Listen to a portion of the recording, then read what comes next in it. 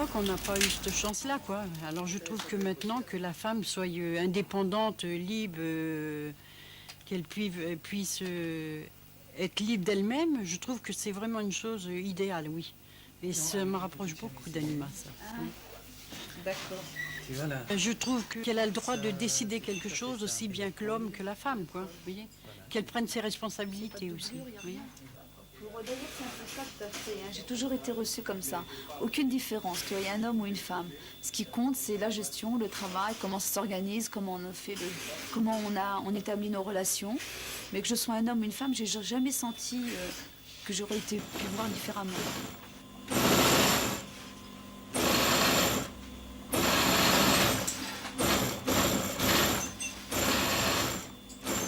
On a toujours tendance à vouloir mettre l'immigration un petit peu comme simplement la main-d'œuvre. Ici, c'est son propre patron. J'espère que ça sera un entraînement parce que de plus en plus autour de moi, il y a quand même des Maghrébins et notamment les immigrés en général d'ailleurs qui commencent à se lancer dans leur propre métier, dans leur propre travail, à se mettre indépendants. Et je crois que ça peut être également justement un moteur qui permettra une relance autour du monde. Et bon, au niveau économique, c'est comme la créativité, c'est l'insertion économique, c'est différent, quoi. On n'est plus la charge d'un patron. C'est important. Ça s'est un peu inversé finalement, le circuit. Au lieu que ce soit finalement le français, enfin on vole le travail du français, on crée le travail pour le français. C'est important. Il est 12h55 en temps universel. Vous écoutez Radio France Internationale, la suite de notre journal. Ça ne passe pas.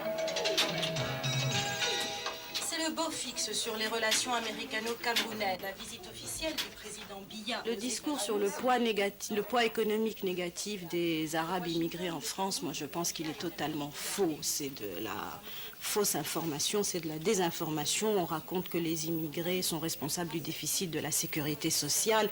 Il y a eu des études pour prouver le contraire. Donc je crois qu'il faudrait justement que les beurs accèdent un peu plus aux médias pour rétablir la vérité.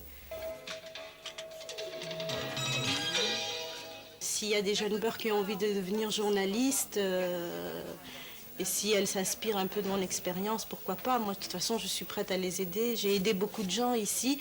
Malheureusement, ce n'étaient pas des femmes, c'est souvent des garçons.